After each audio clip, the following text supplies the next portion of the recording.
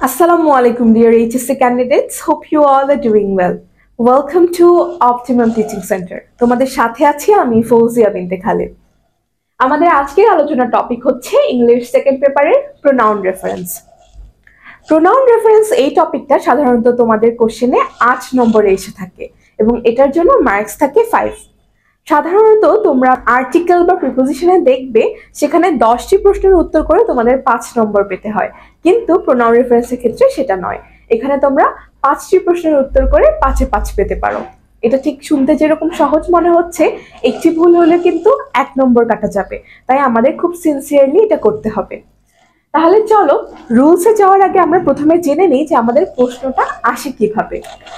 দেখো, আমি এখানে তোমাদের জন্য রাজশাহী বোর্ড 2016 এবং 19-এ পরপর দুবার আসা একটি বোর্ড কোশ্চেন তুলে ধরেছি। এখানে দেখতেই পাচ্ছ ছোট্ট একটি প্যাসেজ দেওয়া আছে, তোমাদের প্রশ্নেও ঠিক এরকমই একটা প্যাসেজ দেওয়া থাকবে। প্যাসেজটি পেয়েই তোমাদের প্রথম কাজ হবে পুরো প্যাসেজটা পড়ে এর অর্থ বোঝা, এবং এর পরবর্তী কাজ হবে প্যাসেজ থেকে সবগুলো প্রোনাউন আইডেন্টিফাই করা, অর্থাৎ খুঁজে দেখা কোথায় কোন প্রোনাউন আছে। যেরকম দেখো, আমি কিন্তু এখানে তোমাদের সুবিধার্থে অলরেডি ব্লু কালার দিয়ে এখানে প্রোনাউনগুলোকে আইডেন্টিফাই করেই দিয়েছি, ঠিক আছে? তো আমরা এর পরবর্তী ধাপ কি হবে, এখান থেকে খুঁজে বের করতে হবে যে কোন কোন প্রোনাউনগুলো ভুল আছে। ঠিক আছে, আমরা কিন্তু এখানে প্রায় 10টির মতো প্রোনাউন দেখতে পাচ্ছি। এই 10টির 10টিই কিন্তু এখানে ভুল নয়, সর্বোচ্চ 4 থেকে 5টি প্রোনাউন এখানে ভুলভাবে ব্যবহৃত করা হয়েছে, যেটাকে তোমার ঠিক করে লিখতে হবে। পুরো প্যাসেজটা লিখতে হবে না, জাস্ট নাম্বার দিয়ে সঠিক প্রোনাউনটা লিখতে হবে। ঠিক আছে, চলো আমরা কিছু সহজ রুলস শিখে নেই, যার মাধ্যমে আমরা খুব সহজেই বুঝতে পারবো যে প্রোনাউন কোনগুলো, সেটা ভুল কিনা, এবং যদি ভুল হয়ে থাকে তাহলে তার সঠিক ফর্মটা কি। চলো শুরু করি।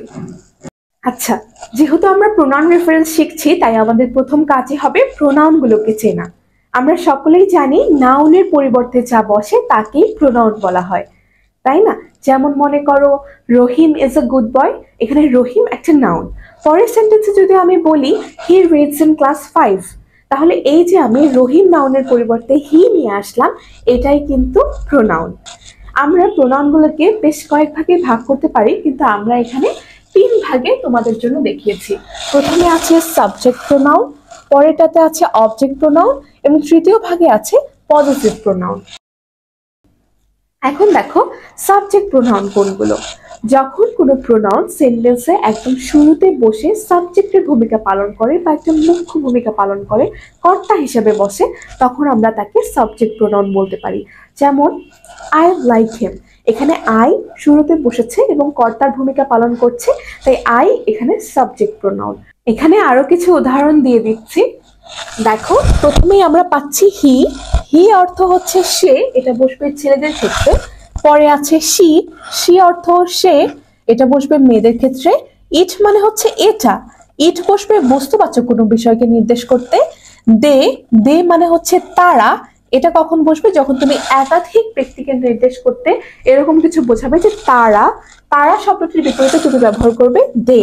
এরপর আছে আই, আই মানে তো আমি, এটা সকলেই জানি। ইউ হচ্ছে তুমি বা তোমরা, উই হচ্ছে আমরা। এগুলো সবগুলোই হচ্ছে সাবজেক্ট প্রোনাউন। পরবর্তী ধাপে চলে যাচ্ছে অবজেক্ট প্রোনাউন। অবজেক্ট প্রোনাউন কোনগুলো? ওই যে একটু আগে বললাম আই লাইক হিম, এখানে এই যে হিম শেষের দিকে বসেছে এবং ততটা গুরুত্বপূর্ণ ভূমিকা পালন করছে না যে আমি তাকে পছন্দ করি, তো এই হিমটাই হচ্ছে অবজেক্ট প্রোনাউন। দেখো এখানে অবজেক্ট প্রোনাউনের আরো কিছু উদাহরণ। এই যে হিম, হিম অর্থ হচ্ছে তাকে, এটা বসবে ছেলেদের ক্ষেত্রে। হার, এটা মানে হচ্ছে তাকে, এটা মেয়েদের ক্ষেত্রে বসবে। ইট, দেখো ইটের ক্ষেত্রে কিন্তু দুটোই একই ফর্মে বসেছে, ঠিক আছে? এবং এই ইট মানে এটা কে, এরকম কিছু বোঝাচ্ছে। প্রথমে ইট যদি সাবজেক্ট হিসাবে বসে, সাবজেক্ট প্রোনাউন হিসেবে বসে, তখন এটার অর্থ দাঁড়াবে এটা। আর যদি ইট অবজেক্ট প্রোনাউন হিসেবে বসে, তখন এটার অর্থ দাঁড়াবে হচ্ছে এটাকে। এবং দেম কি, তাদেরকে, দের পরিবর্তে বসবে দেম, তাদেরকে। মি, আমাকে। ইউ, তোমাকে। আস, আমাদেরকে। আশা করি বুঝতে পেরেছো। এখন দেখো পজিটিভ প্রোনাউন। পজিটিভ প্রোনাউন কোনগুলো? যখন তুমি কোনো প্রোনাউন দিয়ে কোনো কিছুর মালিকানা নির্দেশ করতে চাবে যে এটা তার, এটা ওর, এটা তাদের, আমাদের, এরকম কোনো কিছুর যদি মালিকানা নির্দেশ করতে চাও তখন তোমরা এই পজিটিভ প্রোনাউনগুলো ব্যবহার করবে। দেখো পজিটিভ প্রোনাউনে কি কি আছে, একটা হচ্ছে হিজ, মানে কোনো ছেলে ব্যক্তির বোঝাতে, মানে কি এটা তার, হিজ। দেখো হার, মানে কোনো মেয়ের কোনো কিছু যদি তুমি বোঝাও যে এটা, এই কলমটি ওই মেয়েটির, ওই তার, ঠিক আছে, তখন তুমি বসাবে হার। ইটস কখন, এটার, কোনো বস্তুর। দেয়ার মানে তাদের। মাই মানে কি বলতো, আমার। ইয়র মানে হচ্ছে কি তোমার বা তোমাদের, আর আওয়ার মানে হচ্ছে আমাদের। আশা করছি তোমরা সবগুলো প্রোনাউনের অর্থ এবং ব্যবহার সম্পর্কে ধারণা পেয়েছো। এখন তোমাদের কাজ হবে এগুলোকে একদম মুখস্থ করে ফেলা, যে কোনগুলো সাবজেক্ট প্রোনাউন, কোনগুলো অবজেক্ট প্রোনাউন, কোনটা পজিটিভ প্রোনাউন, কারণ সামনে আমরা এগুলোর ব্যবহার নিয়ে আলোচনা করব। এখন আমরা পরবর্তী ধাপে চলে যাচ্ছি। এখানে আমি তোমাদেরকে দেখাবো, তুমি যদি কোনো প্যাসেজে দেখো যে সেখানে মনে করো একজন ব্যক্তির কথা উল্লেখ আছে, কিন্তু পরের লাইনে গিয়ে তুমি দেখলে যে সেখানে কোনো একটা প্লুরাল ফর্ম দেয়া আছে প্রোনাউনটার, তাহলে তোমার সেটা ঠিক করতে হবে তুমি কিভাবে করবে।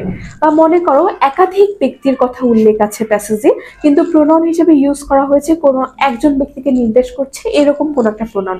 তো সেই ক্ষেত্রে তুমি প্রোনাউনগুলোকে কিভাবে সিঙ্গুলার থেকে প্লুরাল বা প্লুরাল থেকে সিঙ্গুলারে আনবে, কি ব্যবহার করবে সেটা একটু তোমাদেরকে জানাবো।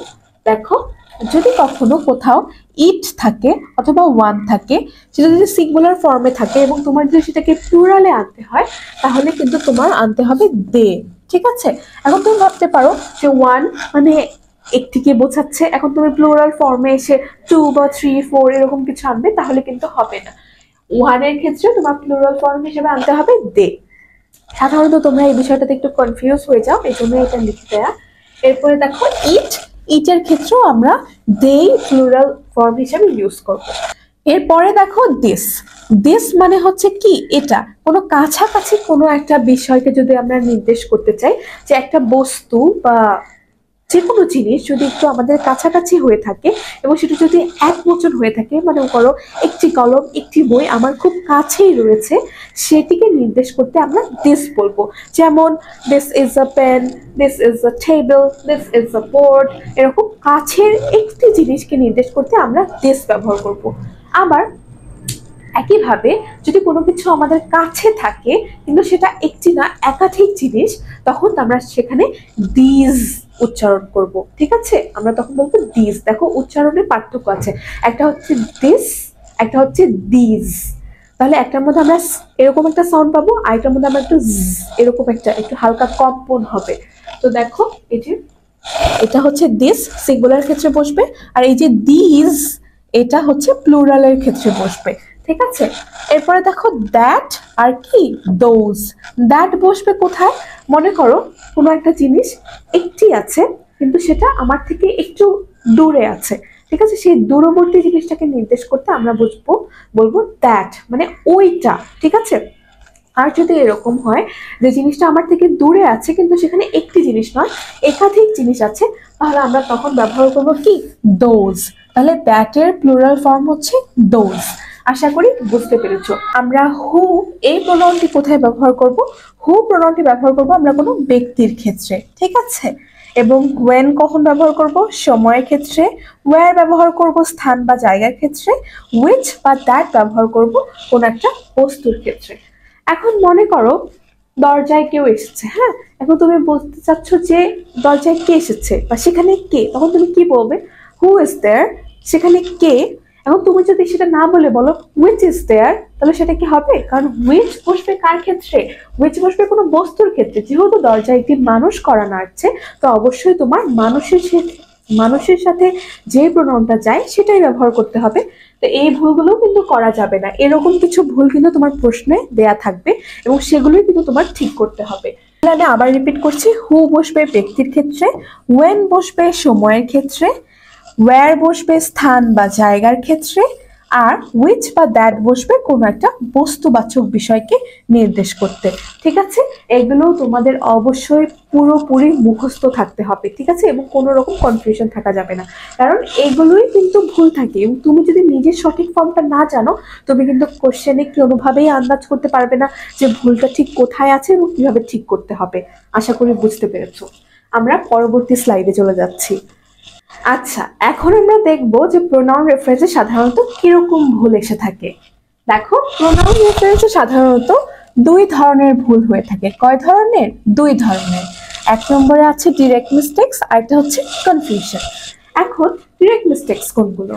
যখন তুমি একটি প্যাসেজ পড়বে, মনে করো তুমি একটি প্যাসেজ পড়লে এবং দেখলে পুরো প্যাসেজটাই একটা ছেলেকে নিয়ে লেখা, ঠিক আছে, নাম দেয়া আছে ছেলের এবং সব কার্যক্রম ছেলেদের। এখন কিন্তু প্রোনাউন গুলো খেয়াল করলে সবগুলো পুরো একটা মেয়ে রিলেটেড প্রোনাউন দেয়া। এখন তুমি দেখেই বুঝতে পারছো যে এখানে ভুল আছে। যে যতগুলো জায়গায় শি হার আছে এগুলো সবগুলো চেঞ্জ হয়ে কি হবে? হি হবে, হিজ হবে। খুব সহজেই আমরা যেটা দেখে আইডেন্টিফাই করতে পারবো সেটা হচ্ছে ডিরেক্ট মিস্টেক্স। ঠিক আছে, সংখ্যা দেখো, ডিরেক্ট মিস্টেক্স এই ধরনের ভুলের ক্ষেত্রে প্যাসেজে সরাসরি হি এর জায়গায় শি, শি এর জায়গায় ইট, ইটের জায়গায় দে, এই ধরনের ভুল থাকবে যেটা দেখে ইজিলি বোঝা যাবে। এক্সাম্পল দেখো, A student bought some flowers for its teacher. ঠিক আছে, আমরা একটা সেন্টেন্স পড়লাম এবং আমরা বুঝতে পারলাম যে একজন ছাত্র বা ছাত্রী তার শিক্ষকের জন্য কিছু ফুল দিয়ে এসেছে। এখন দেখো এখানে আমাদের প্রোনাউন কোনটা? প্রোনাউন হচ্ছে ইটস। এখন দেখো স্টুডেন্ট কি? ছাত্র বা ছাত্রী হচ্ছে একটা মানুষ। এখন মানুষের ক্ষেত্রে কি আমরা এরকম বস্তুবাচক প্রোনাউন ইটস আনতে পারি? আনতে পারি না। আমরা যদি ধরি যে স্টুডেন্টটা একটা ছেলে, তাহলে আমরা এখানে দিতে পারি হচ্ছে হিজ। আর যদি আমরা বলি যে না ঠিক আছে এটা একটা মেয়ে, তাহলে আমরা এখানে দিতে পারি হার। ঠিক আছে, তাহলে এখানে আমরা ইটস এর পরিবর্তে কি দিব? A student bought some flowers for his or her teacher. আশা করি বুঝতে পেরেছো। পরেরটাতে দেখো, he looked very colorful. এখন তোমরাই বলো, যে ছাত্র বা ছাত্রী ফুল এনেছে সেই ছাত্র বা ছাত্রীকে কি দেখতে অনেক রঙিন মনে হচ্ছিল, নাকি যে ফুলগুলো সে এনেছে নিজের টিচারের জন্য সেই ফুলগুলোকে দেখতে অনেক রঙিন সুন্দর মনে হচ্ছিল? নিশ্চয়ই ফুলগুলো। তাহলে এখানে এই যে হি প্রোনাউনটা ইউজ করেছে, এখানে কিন্তু এই প্রোনাউনটা ভুল। এখানে হবে না, এখানে হি হবে না। এখানে যেহেতু ফুলগুলোকে নির্দেশ করা হচ্ছে এবং ফুল একটা বস্তুবাচক জিনিস, তাহলে এখানে হবে ইট। ইট লুকড ভেরি কালারফুল, অর্থাৎ সেই যে স্টুডেন্টটা তার টিচারের জন্য কিছু ফুল এনেছিল সেই ফুলগুলোকে দেখতে অনেক কালারফুল মনে হচ্ছিল। আমরা কিন্তু এখানে খুব সহজেই দেখেই বুঝতে পেরেছি। প্রথমটা কি বুঝেছি? যে ছাত্র বা ছাত্রী একটা মানুষ, তাহলে বস্তুবাচক প্রোনাউন হবে না, হবে কি? ব্যক্তিবাচক প্রোনাউন, যেমন হিজ বা হার। এরপরে আবার দেখো একই ভুল, এখানে বস্তুবাচক অর্থাৎ ফুলের কথা বলা হয়েছে, কিন্তু ফুলের পরিবর্তে এনেছে কি? হি। ফুল কি কখনো ছেলে বা মেয়ে হতে পারে? পারে না। তো যেহেতু এটা বস্তুবাচক জিনিস, আমরা এটার পরিবর্তে দিব কি? It. It looked very colourful. পরের এক্সাম্পলটা দেখো, women are nowadays as important as men in our society. তার মানে কি? নারীরাও আমাদের সমাজে পুরুষদের মতো একই রকম গুরুত্ব বহন করে। এবং নেক্সট সেন্টেন্সে আমরা দেখতে পাচ্ছি she constitutes nearly half of our total population, অর্থাৎ আমাদের যে জনগোষ্ঠী বা জনসংখ্যা তার প্রায় অর্ধেক কাদের অবদান? নারীদের অবদান। তাহলে এখানে দেখো আমাদের সেন্টেন্সের সাবজেক্ট কে ছিল? উইমেন ছিল। ঠিক আছে, তাহলে আমরা এই উইমেন সাবজেক্টের প্রোনাউন হিসেবে কি she আনতে পারি? পরের এক্সাম্পলটা দেখো, women are nowadays as important as men in our society. She constitute nearly half of our total population. তাহলে আমরা দেখেছি কি বলছে? women অর্থাৎ কি? নারীরা আমাদের সমাজে পুরুষদের মতো একই রকম গুরুত্ব বহন করে। তারা আমাদের জনসংখ্যার প্রায় অর্ধেকটাই কাদের অবদান? নারীদের অবদান, অর্থাৎ নারী দ্বারা গঠিত আমাদের বাকি অর্ধেক পপুলেশন। এখন দেখো এখানে আমাদের প্রথমে সাবজেক্ট কি ছিল? উইমেন ছিল। ঠিক আছে, এখন উইমেন, উইমেন মানে কি? নারী গোষ্ঠী, অর্থাৎ সকল নারীদেরকে বোঝানো হচ্ছে। এবং এই উইমেনের প্রোনাউন হিসেবে ব্যবহার করা হয়েছে কি? she. she constitute nearly half of our total population. এখন তুমি বলো, উইমেন কি একটি নারীকে বোঝাচ্ছে যেখানে আমরা she নিয়ে আসবো? নিশ্চয়ই না, এখানে একাধিক নারী বা পুরো নারী গোষ্ঠীর কথা বলা হয়েছে, অর্থাৎ এখানে she হবে না, এখানে হবে কি? they. they constitute half of our population, এখানে এই শিটার পরিবর্তে হবে দে, এখানে লেখা যাচ্ছে না, দে হবে। তাহলে আমরা ক্লিয়ারলি বুঝতে পারলাম যে যখন আমরা এরকম ডিরেক্ট একটা জিনিস দেখে বুঝতে পারবো ছেলের কথা বলা হয়েছে কিন্তু মেয়েকে নিয়ে বলা হচ্ছে, কোন একটা ব্যক্তির কথা বলা হচ্ছে কিন্তু বস্তুবাচক প্রোনাউন দেয়া, অথবা এই যে দেখো এখানে ওমেন, অনেকগুলো একাধিক মহিলার কথা বলা হচ্ছে, নারীর কথা, কিন্তু একটা প্রোনাউন কি দেয়া ছিল, শি দেয়া ছিল, এরকম এগুলো কি আমরা ডিরেক্ট মিস্টেকস বলবো। পরবর্তী স্লাইড দেখো, কনফিউশন। কনফিউশন কি? এই ধরনের ভুলের ক্ষেত্রে একটি প্রোনাউনের পরিবর্তে আগের লাইনে একাধিক নাউন থাকবে, তখন তোমাকে ক্লিয়ার করে দিতে হবে যে ওই প্রোনাউনটি আসলে কোন নাউনের পরিবর্তে ব্যবহৃত হয়েছে। এক্সাম্পল দেখো, দেয়ার আর 10 crore men and 8 crore women in Bangladesh. আচ্ছা ঠিক আছে, বাংলাদেশে যদি 18 কোটি মানুষ হয়ে থাকে তাহলে এর মধ্যে আমরা ধরে নিচ্ছি 10 কোটি পুরুষ এবং 8 কোটি নারী। এখন দেখো পরের সেন্টেন্সে, they are working hard to develop the nation. এখন দেখো যে তুমি এই সেন্টেন্সটা নর্মালি পড়ো, যে প্রথম সেন্টেন্সে কি ছিল, যে বাংলাদেশে 8 কোটি নারী এবং 10 কোটি পুরুষ আছে এবং তারা আমাদের জাতিকে উন্নত করার জন্য কঠোর পরিশ্রম করে যাচ্ছে। তোমার কাছে দেখে মনেই হতে পারে যে এখানে দে এই প্রোনাউনটা ঠিক আছে, কিন্তু তুমি যদি পরের সেন্টেন্সটা পড়ো, এখানে কি লেখা, but we can't forget the contribution of women also, কিন্তু আমরা নারীর অবদান ভুলে গেলেও কিন্তু আমাদের চলবে না। তাহলে তুমি বুঝতে পারছো যে প্রথম সেন্টেন্সে এই দে দিয়ে পুরুষদেরকে বুঝিয়েছে যে পুরুষরা অনেক কষ্ট করে যাচ্ছে দেশকে উন্নত করার জন্য এবং নারীদের অবদানও আমার ভোলা যাবে না। তাহলে কি এখানে দে প্রোনাউনটা ঠিক আছে? প্রথমে আমাদের যেটা মনে হচ্ছিল ঠিক আছে, এখন সেটাই আমরা দেখতে পাচ্ছি পরের সেন্টেন্সটা পড়ার মাধ্যমে যে না, এটা ঠিক নেই। তাহলে এখানে আমাদের এই দেটা হবে না, এখানে কি হবে, আমরা যেহেতু এখানে মেন বোঝাচ্ছি মানে পুরুষদের কথা বলছি, তাই এখানে আমরা মেন দিয়ে দেব। ঠিক আছে, men are working hard to develop the nation। এখন তোমরা প্রশ্ন করতে পারো যে men তো কোনো প্রোনাউন না, মানে এতক্ষণ যে আমরা মানে 3 রকমের প্রোনাউন পড়লাম, যে subject pronoun, object pronoun, positive pronoun, সেখানে তো মেন উইমেন এগুলো ছিল না, এগুলো তো নাউন। এখানে একটা নোট দেখো, কনফিউশন ভুলে ইনকারেক্ট থেকে কারেক্ট করতে সরাসরি নাউনটাই ব্যবহার করতে হবে, এটা আমাদের একটা নোট। যখন আমরা এরকম কনফিউজ থাকবো যে এই দে দিয়ে আসলে কাকে বোঝানো হচ্ছে, তখন সেই কনফিউশনটা ক্লিয়ার করার জন্য আমার ডিরেক্ট যে নাউনটার কথা আমি বলছি সেটা ডিরেক্ট এখানে বসে যাবে। আশা করি তোমরা বুঝতে পেরেছো। এরপরে দেখো, but we can't forget there contribution also, এখানে এই পর্যন্ত ঠিক আছে। এখন আমরা আলোচনা করবো হচ্ছে জেন্ডার এবং নাম্বার নিয়ে, অর্থাৎ জেন্ডার কি, সেটা ছেলে নাকি মেয়ে, নাম্বার মানে হচ্ছে সংখ্যা, অর্থাৎ একজন মেয়ের কথা বলা হয়েছে নাকি একাধিক, এগুলো কিন্তু আমরা আগের আলোচনায় অলরেডি তোমরা ধারণা পেয়েছো। তারপরেও তোমরা এটা একটু মুখস্থ করে নিতে পারো যে বস্তুর ক্ষেত্রে ইট, ছেলেদের ক্ষেত্রে হি, হিম, অথবা যদি মালিকানা নির্দেশ করে তখন হিজ, আর মেয়েদের ক্ষেত্রে শি অথবা হার। মেয়েদের ক্ষেত্রে কিন্তু তাকে বোঝাতেও হার ব্যবহার হয় এবং তার মালিকানা বোঝাতে অর্থাৎ তার, এটার ক্ষেত্রেও কিন্তু হার একই রকম হবে, এটা তোমরা একটু ইয়ে করবে। আর প্লুরালের ক্ষেত্রে উভয়ের ক্ষেত্রেই দে হবে। ঠিক আছে, সেটা হোক ছেলে, হোক মেয়ে, হোক কোনো বস্তুবাচক জিনিস, যদি তুমি সেটার প্লুরাল ফর্ম করতে চাও প্রতিটার ক্ষেত্রেই দে বসবে। এটা নিয়ে তোমার আর কোনো কিছু নেই, কোনো জায়গায় যদি প্লুরাল ফর্ম দিতে হয়, ছেলে হোক মেয়ে হোক বস্তু হোক, সিম্পলি তোমরা দে দিয়ে দিবে। ঠিক আছে, আশা করছি এই পর্যন্ত ক্লিয়ার। আমরা এখন আমাদের মেইন স্লাইডে চলে যাচ্ছি, একটা ভেরি ইম্পর্টেন্ট স্লাইড। দেখো এখন আমরা শিখবো সাবজেক্ট চেইন। এতক্ষণ আমি তোমাদেরকে যা যা পড়িয়েছি তা যদি তোমরা ভালোভাবে বুঝে থাকো, এই সাবজেক্ট চেইনটা তোমাদের কাছে খুবই ইজি লাগবে।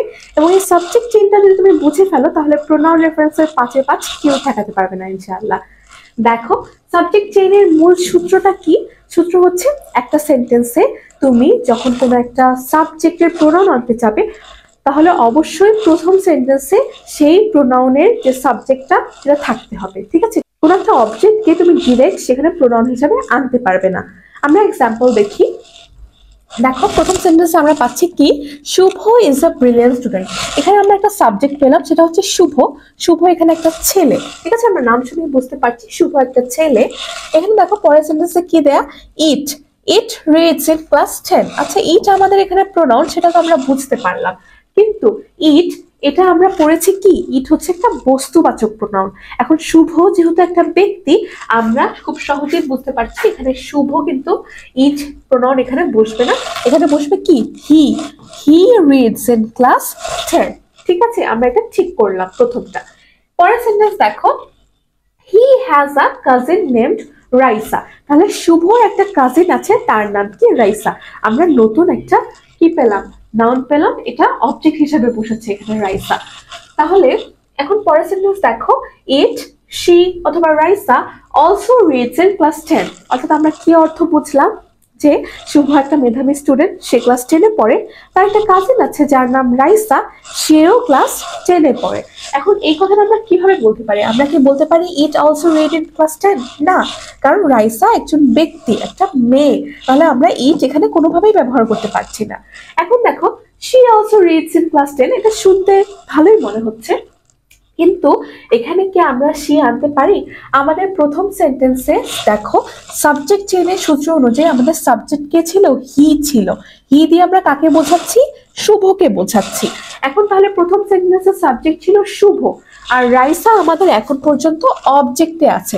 তাহলে আমরা যদি রাইসাকে নিয়ে কোনো প্রোনাউন আনতে চাই, আমাদের সবার আগে রাইসাকে একটা সাবজেক্টিভ ফর্মে আনতে হবে, যেটা আমরা এখন পর্যন্ত আনিনি। এটাই কিন্তু আমাদের সাবজেক্ট চেইনের সেই সূত্রটা, যে কোনো একটা সেন্টেন্সে যদি তুমি প্রোনাউন আনতে চাও, তাহলে অবশ্যই তার আগের সেন্টেন্সে তোমাকে সেই প্রোনাউনটার নাউন বা সাবজেক্ট ফর্মে তাকে রাখতে হবে। তাহলে আমরা এখানে শি এটাও ব্যবহার করতে পারবো না সাবজেক্ট চেইনের রুল অনুযায়ী।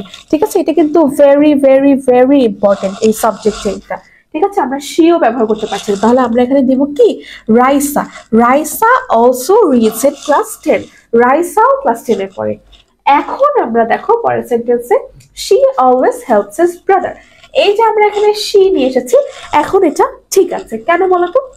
কারণ প্রথম সেন্টেন্সে আমরা রাইসা একটা মেয়ে, ওকে সাবজেক্ট হিসেবে এনেছি, এখন আমি রাইসার প্রোনাউন হিসেবে শিটা ব্যবহার করতে পারি, কারণ রাইসা একটা ব্যক্তি এবং মেয়ে, তাই আমাদের এই শি প্রোনাউনটা একদম পারফেক্ট। ঠিক আছে, she always helps his brother. এখন তুমি দেখো এই বাক্যটার অর্থ কি, যে রাইসা সব সময় তার ভাইকে সাহায্য করে। ভাই বলতে এখানে কাকে বোঝাচ্ছে বলতো? শুভকে বোঝাচ্ছে। কাজিন মানে কি আমরা সাধারণত জানি কি, চাচাতো ভাই, খালাতো ভাই, মামাতো ভাই বা ভাই বোন, এরকম বোঝায়, তাই না? তাহলে এখানে হচ্ছে ওর কাজিন, যে তার কথা বলা হচ্ছে, যে Raisa always helps his brother. এখন বলো, হিজ মানে কি? তার। এখন এই হিজ এই প্রোনাউনটা সাধারণত কার ক্ষেত্রে বসে? ছেলের ক্ষেত্রে, কিন্তু আমরা কথা বলছি কাকে নিয়ে? রাইসাকে নিয়ে। তাহলে রাইসার ক্ষেত্রে কি হিজ এই প্রোনাউনটা যায় না? কখনোই না। কেন? রাইসার ক্ষেত্রে আমরা কি ব্যবহার করবো? Her. Raisa also helps her brother. ঠিক আছে, বুঝতে পারছো? হার মানে তার, হিজ মানেও তার। যেহেতু রাইসা একটা মেয়ে, তাই আমাদের এখানে হিজ এই প্রোনাউনটা ভুল, আমরা এখানে দিব হার। ঠিক আছে, আশা করি ক্লিয়ার। এখন দেখো পরের সেন্টেন্সে কি দেয়া আছে, he also takes care of her sister. মানে কি, যেহেতু প্রথম সেন্টেন্স আমরা বললাম রাইসা তার ভাইকে সবসময় সাহায্য করে, অথবা তার কাজিনকে সবসময় সাহায্য করে, এবং তার যে কাজিন ভাই সেও রাইসাকে সাহায্য করে, এরকম একটা অর্থ। কিন্তু প্রোনাউন গুলো কি দেয়া দেখো, প্রথমে দেখা হি। এখন তুমি বলো সাবজেক্ট চেইন অনুযায়ী আমাদের আগের সেন্টেন্সে কি আমরা শুভকে পেয়েছি? না, পাইনি। এখানে সাবজেক্ট হিসেবে কে ছিল? শি ছিল। শি দিয়ে আমরা কাকে বোঝাচ্ছি? রাইসাকে বোঝাচ্ছি। তাহলে এখানে আমরা শুভকে পাইনি। তাহলে যেহেতু আগের সেন্টেন্সে সাবজেক্ট হিসেবে শুভ বা হি ছিল না, আমি কি এখানে আবারও হি আনতে পারি? পারি না। আমাদের শুভ কোথায় ছিল? একদম উপরে ছিল। তাহলে এখানে যদি আমি শুভকে মিন করতে চাই, তাহলে আমার আবারও শুভকে সাবজেক্ট ফর্মে আনতে হবে। Shubho also takes care of her sister. Shubho একটা কি ছেলে, তাহলে এখানে হার কার ক্ষেত্রে বসে? আমরা একটু আগে বসেছিলাম রাইসার ক্ষেত্রে, অর্থাৎ এখানে হার হবে না, এখানে হবে কি? হিজ।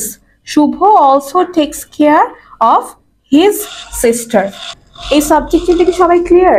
যদি না বুঝে থাকো তোমরা সবাই প্লিজ কমেন্ট সেকশনে জানিয়ে দিবে, আমি নেক্সট ক্লাসে আবার তোমাদেরকে এটা আরো ক্লিয়ার ওয়েতে বোঝাবো।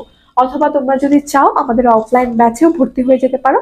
ভর্তি হওয়ার জন্য কমেন্ট সেকশনে এবং ক্যাপশনে আমাদের ঠিকানা এবং ফোন নাম্বার দেওয়া আছে, তোমরা সেখানে যোগাযোগ করে আমাদের অফলাইন ব্যাচে ভর্তি হতে পারো এবং আরো ডিটেলসে ক্লাস করতে পারো, যেখানে তুমি সরাসরি আমার সাথে ইন্টারঅ্যাক্ট করতে পারবে, আমাকে কোশ্চেন করতে পারবে এবং আমরা ম্যান টু ম্যান সবাইকে সলভ করে দিতে পারবো। আচ্ছা, তাহলে এই সাবজেক্ট চেইনের মাধ্যমে আমাদের প্রোনাউন রেফারেন্সের সবগুলো রুল পড়ানো শেষ হয়ে গেল। এখন আমরা এতক্ষণ যা যা রুলস পড়লাম সেগুলো দিয়ে একটা বোর্ড কোশ্চেন সলভ করে দেখি যে আমরা আদৌ বোর্ড কোশ্চেন সলভ করার উপযোগী হয়েছে কিনা।